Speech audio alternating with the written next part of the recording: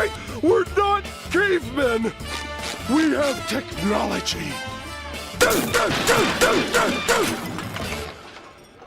Having more alloys means you will have more ships to bring to the inevitable combat as your species fights for its right to survive. But how can we manipulate in-game mechanics to maximize the chance that we are producing extra resources? A special thanks to Jernsaxe from the ISS server, who pointed out the secret source for getting the alloy building technology as early as physically possible. Without any further ado, let's dive in and find out what's going on. Alloy Megaforges is a crucial technology that will enable you to boost the alloy production on your worlds dramatically. +1 base alloys means that your metallurgists are going, if you're a regular biological empire, from an output of 3 to 4. That's plus 33%. But don't forget that on top of that, all of the different bonuses you have across your worlds, for instance from buildings, from your empire, from stability and from governors,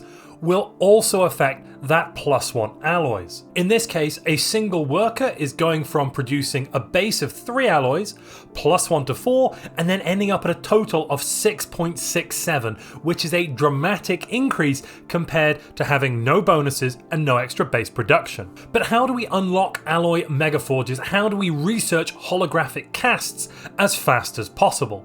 Because the sooner we can research this technology, the sooner we can build it on our planets, and the higher our alloy income will be earlier.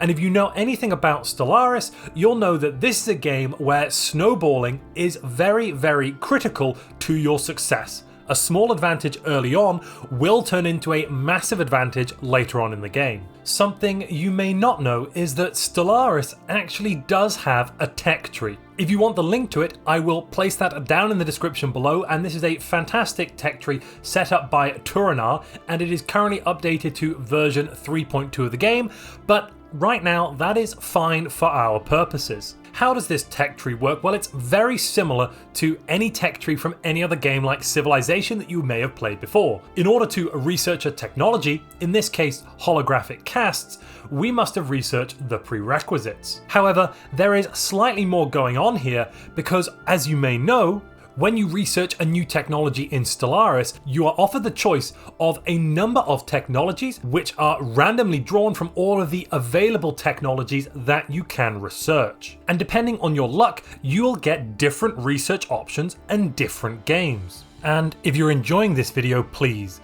beeline for that like button. So how can we get this holographic cast technology as soon as possible? Well, first we need to know a few things. All of these technologies have weights. Those weights will affect how likely it is for that technology to show up. The higher the tech has in its weight, the higher the chance you will roll it. For holographic casts, this has a weight of 90, but that will be modified by the current context of your empire. In this case, if you have a materials expert, which will also grant you a nice 15% bonus to researching this technology, you will multiply the weight by 1.25, making it more likely to come up. But if we don't have moat stabilization, volatile material plants, or access to the galactic market, we simply cannot roll alloy megaforges. So first we do have to research the volatile material plants or moat stabilization technologies. You simply won't be able to research moat stabilization unless you have some volatile moat deposits somewhere in your empire, like this. And I would definitely recommend getting a particles expert, as that kind of physics expertise is going to really help your chance of getting the volatile moat technology. But there's something I have slightly overlooked here, and that is the tier system. Now, volatile moats stabilization is a tier 2 technology. And as you can see from the tech tree, we get tier 1, tier 2, all the way up to tier 5 technologies in the tree. But what do they mean? Well, quite simply, you cannot start researching a tier 2 technology until you have already researched 6 tier 1 technologies. The same is true of tier 3 technologies. You must have researched at least 6 tier 2 technologies, ad infinitum. Now, it can be hard to know which technologies are from a certain tier.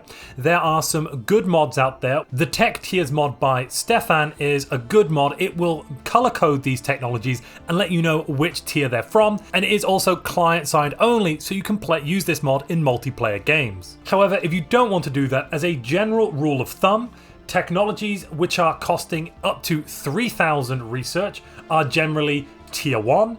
Anything from 4,000 to 6,000 is tier 2, 8,000 to 12,000 is tier 3, 16,000 to 24,000 is tier 4, and 32,000 plus is tier 5, though most tier 5 technologies will just be 50,000 research. There are of course a couple of exceptions to this rule. For instance, the advanced space habitation is 40,000, which should place it firmly in the tier 5. However, it is a tier 4 technology. So if you really want to be sure, either get a mod or refer back to this tech tree. So to unlock volatile material plants, we will have to research 6 technologies from the tier 1 technologies. After researching 6 tier 1 physics technologies, those being zero-G laboratories, global energy management, fusion power, quantum theory, administrative AI, and field modulation, I then had the choice of taking a 7th technology, which is the self-evolving logic. This one is firmly a tier 2 technology. It's also really important that we increase the number of research alternatives we have available to our empire. To that end, I would recommend taking Discovery and the Science Division Tradition early for that +1 research alternatives, because the more alternatives we have, the more likely it is that one of the options we will get to roll and get to pick is volatile material plants or moat stabilization. You should also avoid certain technologies. Any technologies in the tree, such as blue lasers, that will unlock multiple technologies from another tier. For instance, this will unlock 3 tier 2 technologies.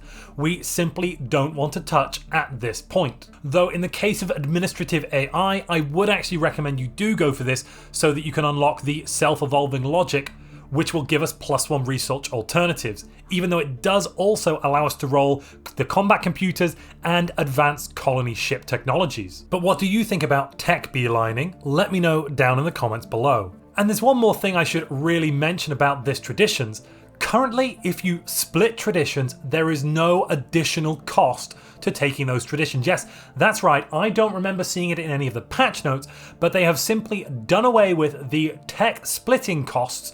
It used to be that if I were to open the prosperity tree and then open discovery tree like I've done, I would get an additional 5 to 10% cost for opening multiple trees, and that would be increased as I got more and more tradition trees open.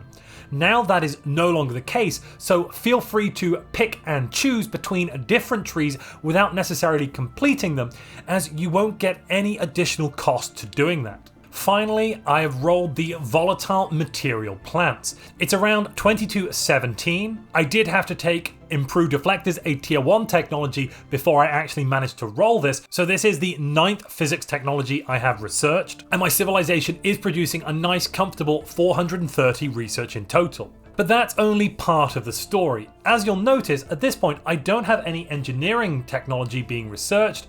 And if I go to my engineering research and hover over the icon, you'll see I have currently got 14,000 engineering research stored up. That's because as I'm about to finish my 3rd engineering research technology, I've actually chosen to deselect it.